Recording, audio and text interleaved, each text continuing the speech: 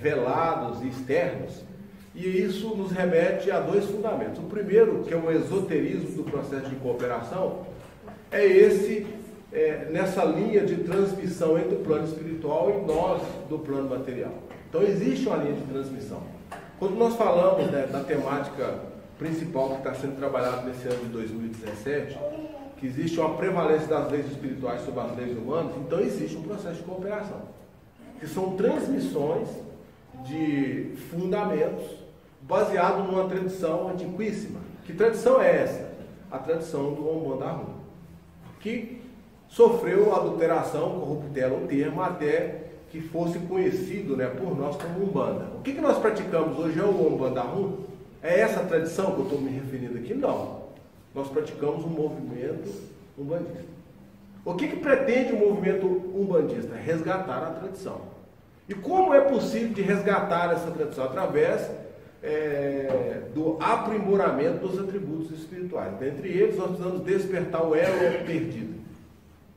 Aliás, existe um livro, né, de um escritor que é Francisco Rivas Neto, ou Mestre da Piaga, que ele tece muito bem essa questão do elo perdido, que era o sentido superior que nós tínhamos em dialogar com o plano espiritual. Isso foi perdido.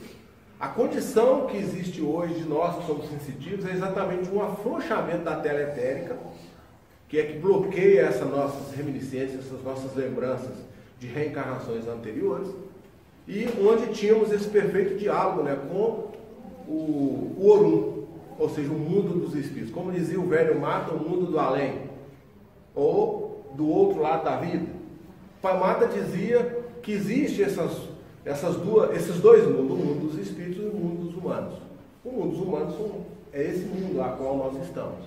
O mundo dos espíritos é onde estão todos os desencarnados. Lembrando que dentre esses desencarnados existe uma hierarquia espiritual. Para que essas informações superiores, para que essa tradição que nós estamos chamando aqui de Umbanda Rum chegue até nós, precisa passar por essas hierarquias. Começa com os espíritos mais sábios, até chegar nos espíritos mais próximos de nós. Não é que eles sejam menos sábios, mais próximos de nós. Cada um está onde deve estar. E os grupos se afinizam de acordo com o seu padrão consciencial. Tanto é verdade que existem inúmeros templos, né, praticando esse movimento umbandista, cada um com suas características e peculiaridades próprias.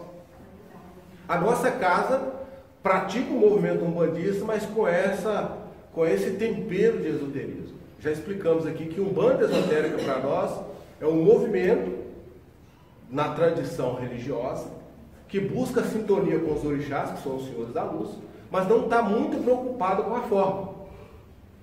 Então a nossa busca é essencial. Então quando nós falamos de busca essencial, estamos falando de padrões vibratórios e ciclos rítmicos mais abstratos.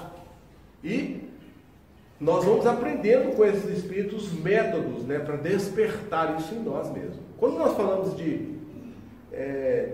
cooperação, né, que é das expressões utilizadas doutrinariamente pelo AUEA, através do pensamento do mestre que dirige essa casa, nós explicamos na primeira oportunidade que o processo de cooperação é encontrar síntese em nós mesmos.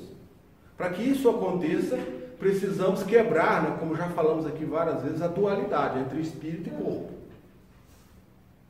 Para quem não se lembra do que falamos, que é a quebra da dualidade, ou seja, nós somos um ser espiritual manifestado na matéria. Quando estamos aqui corporificados, como estamos, na condição de encarnados, nós acabamos renegando a nossa verdadeira identidade, que é a essencial, que é a espiritual, a um segundo plano.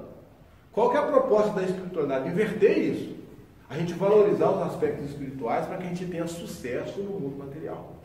E por qual a explicação cabível e plausível para isso? Porque nós somos espíritos. E aí, aquele jargão que nós utilizamos. Quando nós viemos no mundo espiritual, estamos aqui. Quando nós deixarmos esse mundo, nós voltamos para o mundo espiritual. Então, o que sobrevive? É a forma ou é a essência espiritual? A essência espiritual.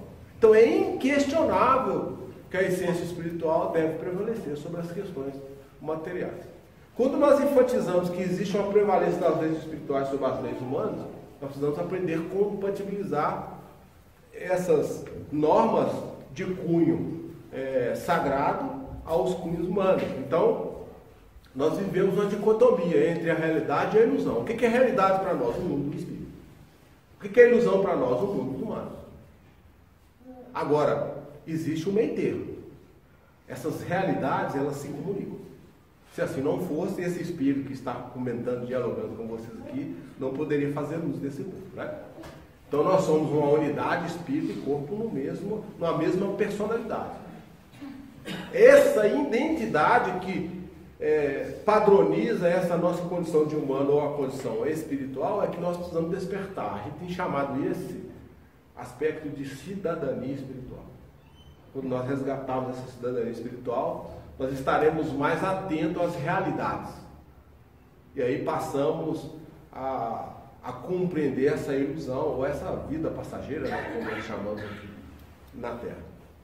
O processo de cooperação, somente para relembrar mais uma vez, é quando nós fazemos a integração, a convergência entre pensamento, sentimento e ação.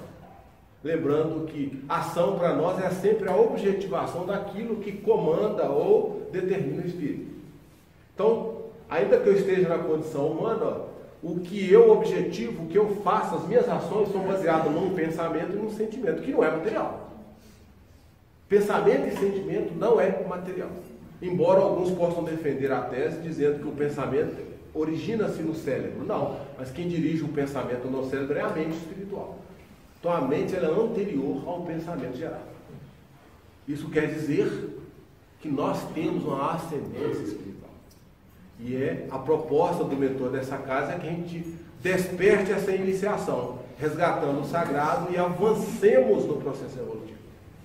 E aí avançar no processo evolutivo, como já falamos, é fazer escolhas, é utilizar o poder de vontade para suplantar as adversidades, é encontrar a convergência num processo de unidade em nós mesmos, com a nossa própria consciência, depois com aqueles que compartilham conosco no dia a dia, e por último, uma instância superior, numa linguagem que a gente tem chamado de teogônica ou superlativa, esse diálogo com as divindades, que começa com os ancestrais, o preto velho, o caboclo, a criança, Exu. Se nós formos bem nessas matérias ministradas por esses professores, que a gente tem chamado aqui de ancestrais, alcançamos o desiderato, né? Ou o objetivo, que é a verticalização.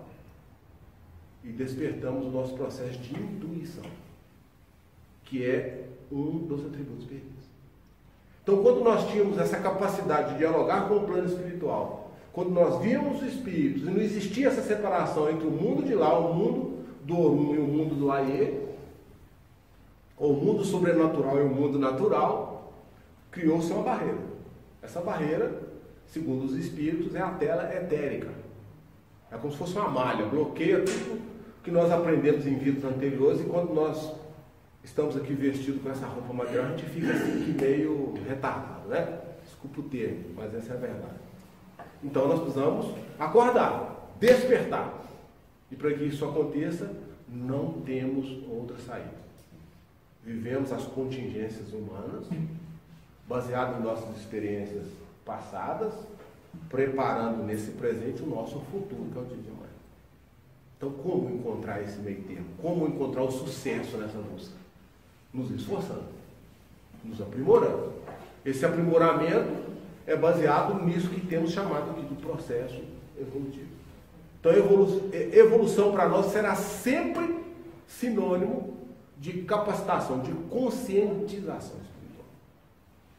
Se vocês compreenderem isso, eu já estou satisfeito dessa noite de terça-feira. Lembrando sempre que nós já estamos no segundo semestre, né, desse ano de 2017.